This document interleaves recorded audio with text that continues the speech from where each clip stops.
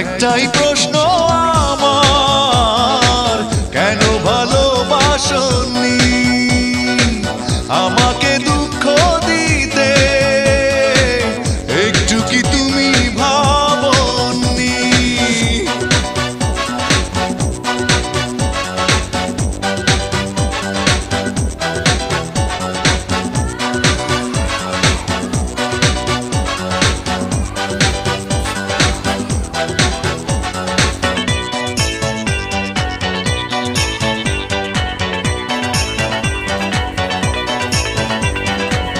ভালোবাসা ভুলে গেছো দূরে চলে,